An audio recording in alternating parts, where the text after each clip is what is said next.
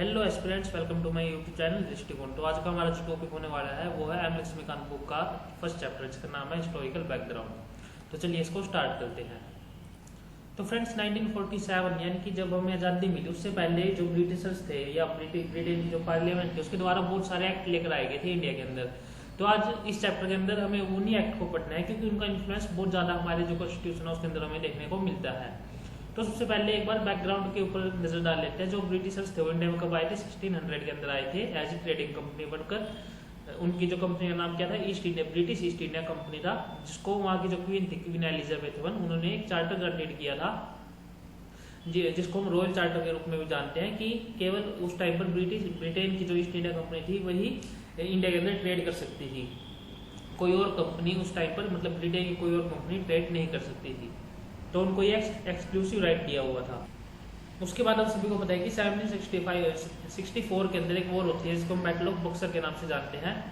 तो इसके अंदर क्या हुआ था? इसके अंदर जो कंपनी, जो ब्रिटिश ईस्ट इंडिया कंपनी थी, उसकी जो है वॉर होती है किसके साथ? उस टाइम पर मुगल एम्परर शाह आलम II के साथ, उसके अलावा मीर कासिम जो उस टाइम पर बंगाल के नवाब थे, और उसके अलावा अवध के नवाब अली वल्दी खान। ये तीनों एक साइड से लड़ रहे थे और ब्रिटेन ईस्ट इंडिया कंपनी एक साइड से लड़ रही थी। लेकिन फिर भी उस टाइम पर ईस्ट इंडिया कंपनी जो है जीत गई थी। इस कारण जो मुगल एम्परर थे शाह आलम II, उनको जो कंपनी थी उसको दीवानी राइट्स लेने पड़े बंगाल, बिहार और उड़ीसा के।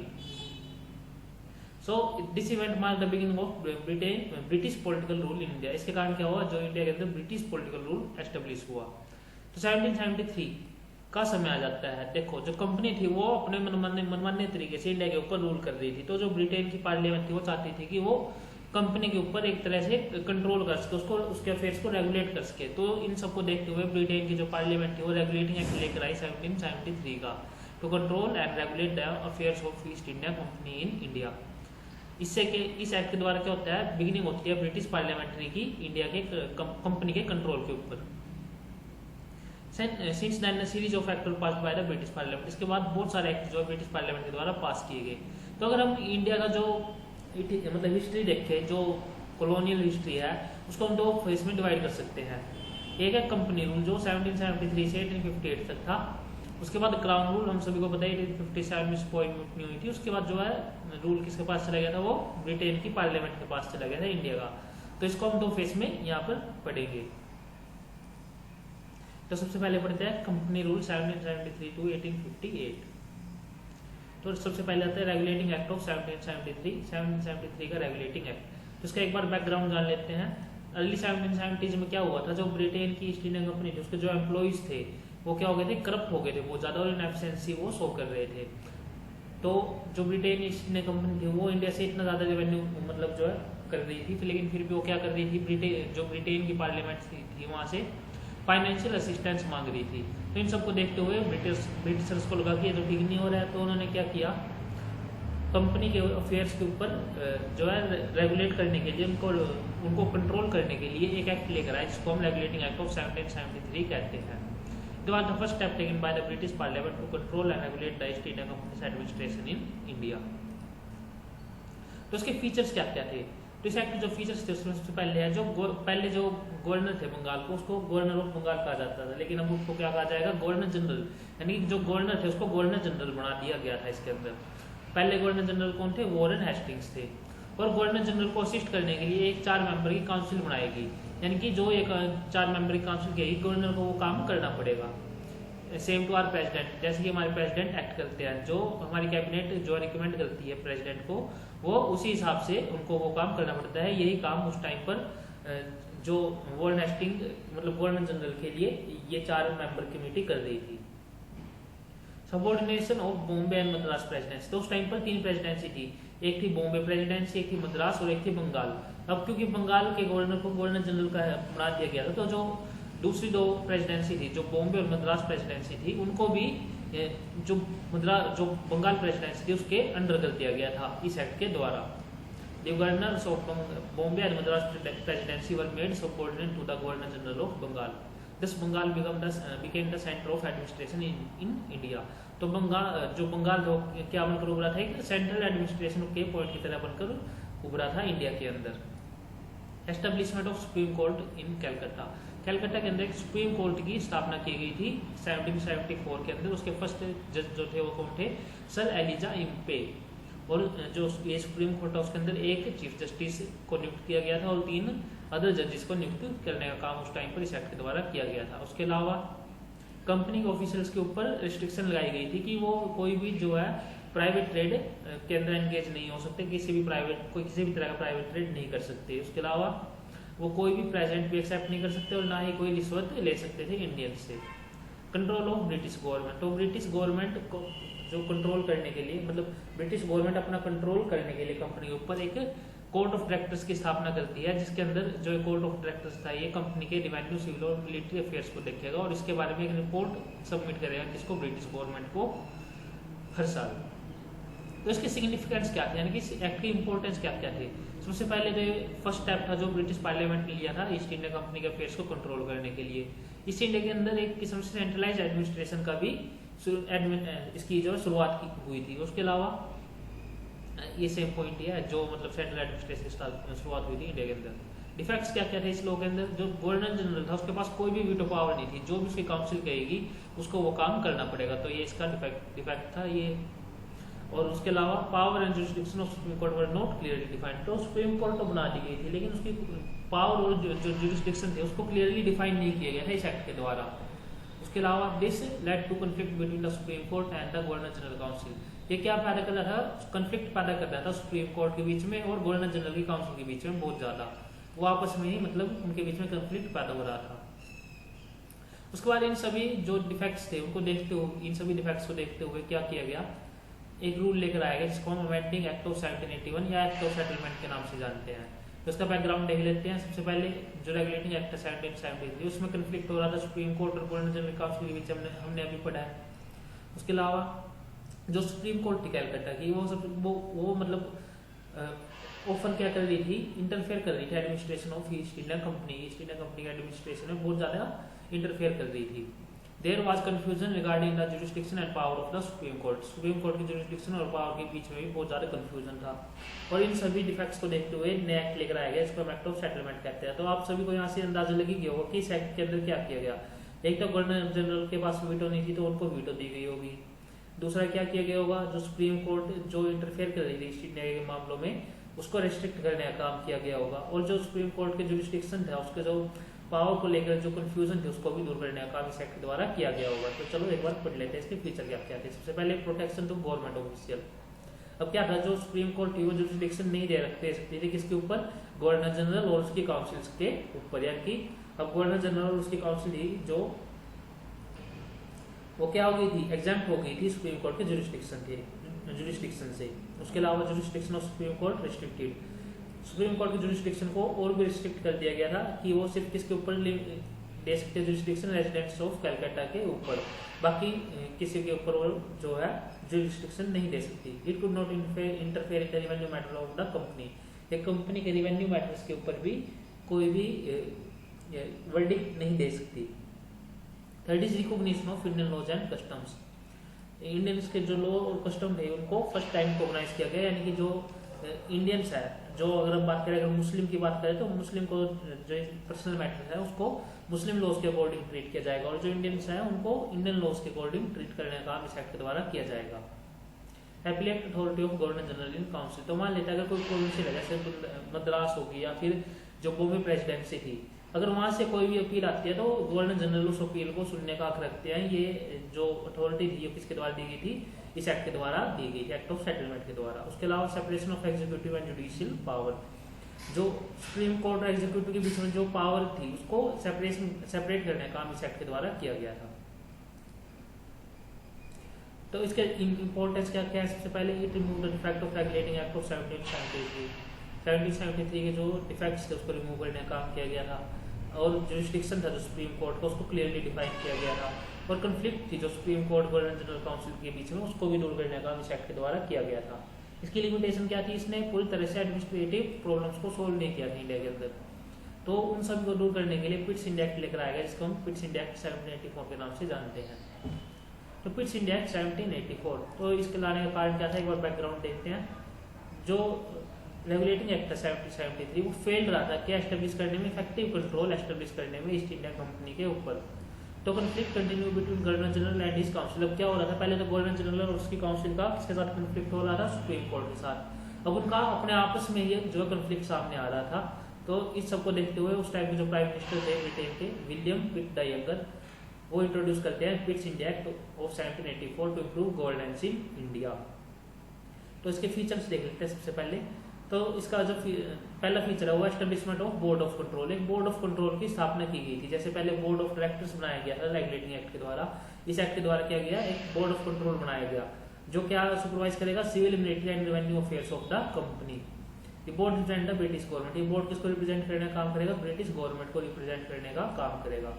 ड्यूल सिस्टम ऑफ कंट्रोल लाया गया, यानी कि पहले से बोर्ड ऑफ डायरेक्टर्स तो बनाया गया था, अब बोर्ड ऑफ कंट्रोल भी बना दिया गया। तो बोर्ड ऑफ डायरेक्टर्स का क्या काम था, वो कमर्शियल अफेयर्स देखने का काम करेगा कंपनी के, और जो बोर्ड ऑफ कंट्रोल था वो पॉलिटिकल अफेयर्स देखने का काम करेगा। It reduce the council of governor general. Governor general की काउंसिल भी रिड्यूस कर दी गई थी। पहले 4 मेंबर्स होते थे, अब केवल 3 मेंबर्स ही उसके अंदर रह गए थे, क्योंकि कंफ्लिक्ट हो रहा था। उस कंफ्लिक्ट को देखते हुए 4 की जगह 3 मेंबर्स उसके अंदर कर दिए गए थे। सबऑर्डिनेशन ऑफ प्रेसिडेंसी, जो उस टाइम पर जो बॉम्बे और मद्रास प्रेसिडेंसी थी, पहले उनके सिर्फ गवर्नर्स को सबऑर्डिनेट किया गया था, लेकिन अब वो प्रेसिडेंसी को हर मामले में सबऑर्डिनेट कर दिया गया था बंगाल प्रेसिडेंसी के। जो कंपनी की टेरिटरी थी इंडिया के अंदर, उसको पहली बार ब्रिटिश प्रोसेसन कहा गया, यानी कि कंपनी की जितनी भी टेरिटरी थी इंडिया के अंदर, अब से उनको ब्रिटिश प्रोसेसन कहा जाएगा। कंट्रोल ओवर एक्सपेंशन, कंपनी को ये हिदायत दी गई थी जब तक जरूरी ना हो वॉर से बचना चाहिए उनको इंडिया के अंदर, अगर बहुत ज्यादा जरूरी हो तभी वॉर करनी चाहिए। इंपॉर्टेंस क्या क्या थे इस एक्ट के, strengthen the control of the British government over east India company. East India company के ऊपर एक तरह से कंट्रोल ज्यादा हो गया था, क्योंकि जो ब्रिटिश टेरिटरी थी उसको ब्रिटिश प्रोसेसन कहा जाने लगा था। इसने ड्यूल सिस्टम एस्टेब्लिश किया था, बोर्ड ऑफ कंट्रोल और बोर्ड ऑफ डायरेक्टर्स बनाया था। बोर्ड ऑफ डायरेक्टर्स को पहले था, बोर्ड ऑफ कंट्रोल बनाया, जिससे ड्यूल सिस्टम जो इंडिया के अंदर एक तरह से आ गया था। उसके अलावा it improved administrative structure established by the regulating act of 1773। इसने क्या किया था, इंप्रूव किया था एडमिनिस्ट्रेटिव स्ट्रक्चर को, जो एस्टेब्लिश किया गया था रेगुलेटिंग एक्ट ऑफ 1773 के द्वारा। इसके डिफेक्ट्स और लिमिटेशन क्या क्या थी, जो ड्यूल सिस्टम था वो क्या कर रहा था, कंफ्यूजन पैदा कर रहा था बोर्ड ऑफ कंट्रोल और बोर्ड ऑफ डायरेक्टर्स के बीच में।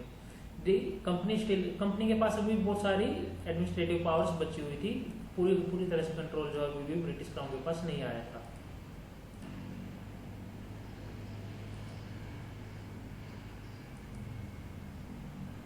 तो दोस्तों ये शायद बैक हो गया था। उसके बाद आता है एक्ट ऑफ 1786।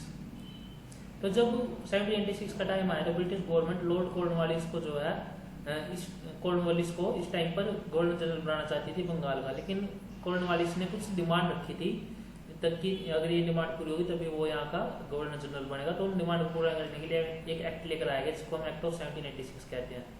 सबसे पहले इसके अंदर क्या एक्ट के अंदर क्या कहा गया था, सबसे पहले जो गवर्नर जनरल था उसको पावर दी गई थी कि वो उसके काउंसिल के डिसीजन को स्पेशल केसेस के अंदर ओवरराइड कर सकेगा।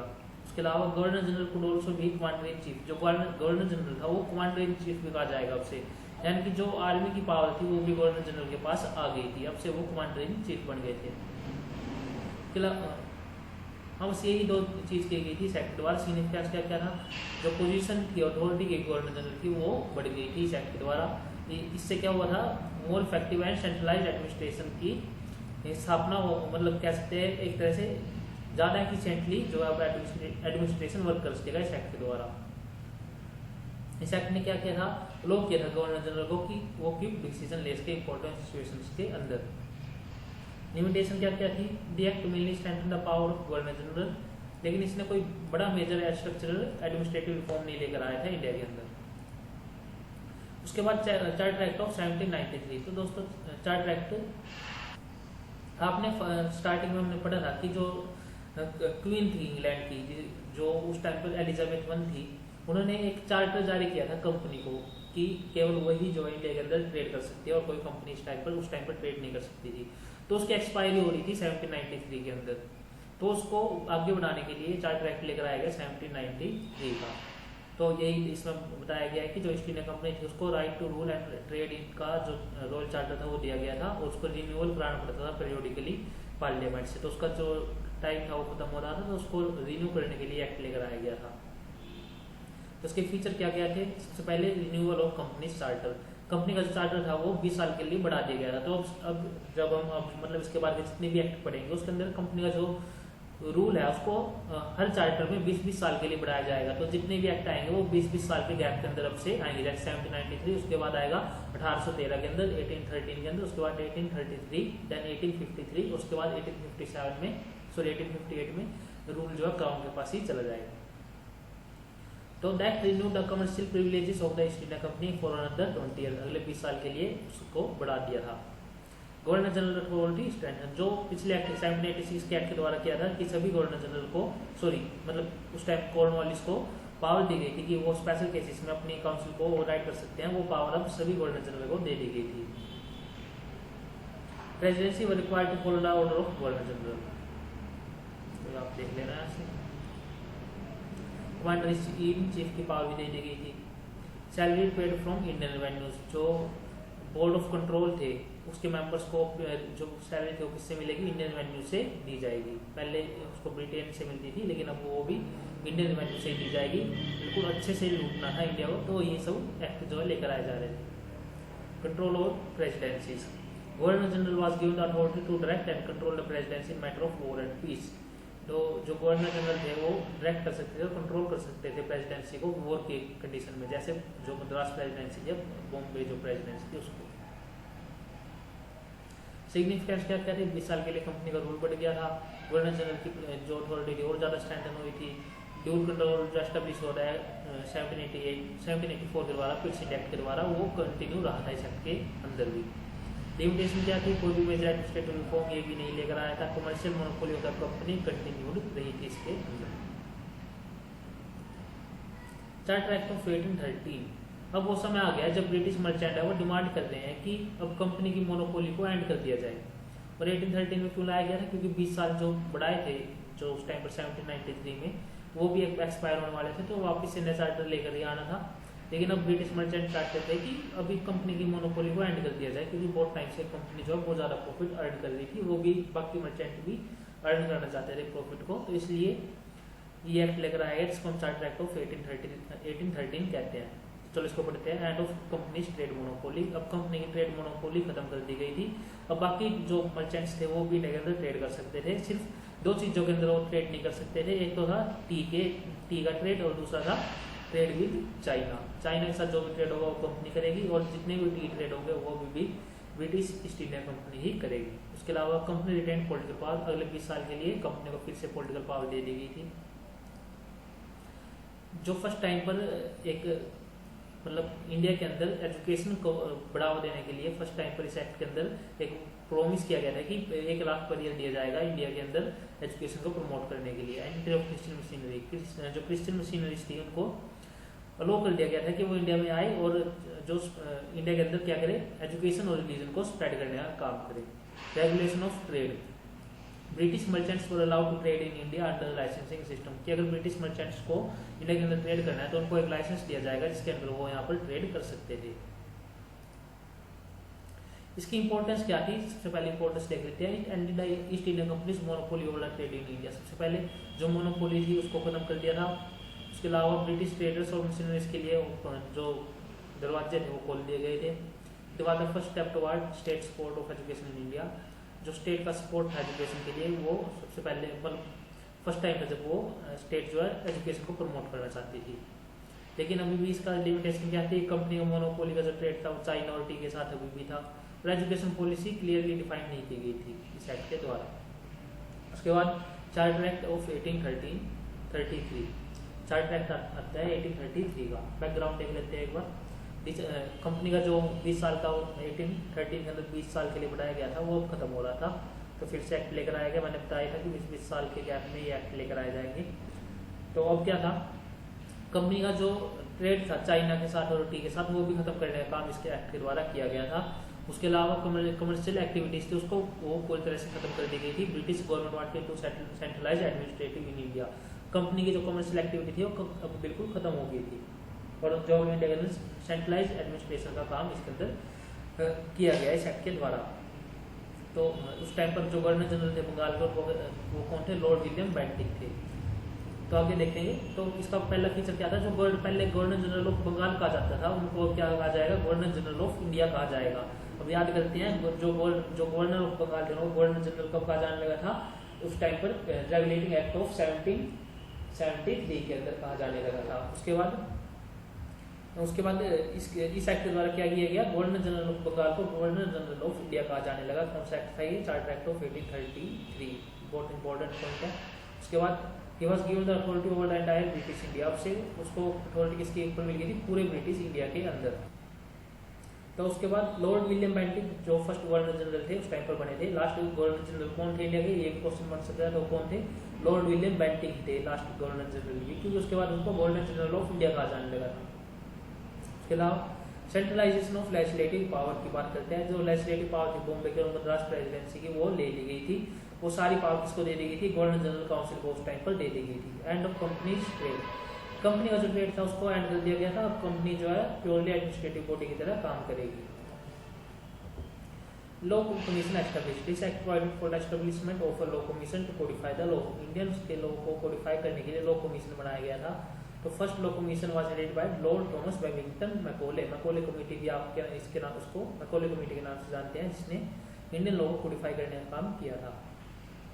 उसके अलावा ब्रिटिश गवर्नमेंट थी, उसने क्या किया था, एक प्रॉमिस किया था कि इंडियंस को भी जो गवर्नमेंट के अंदर एम्प्लॉयमेंट देने का काम वो करेंगे।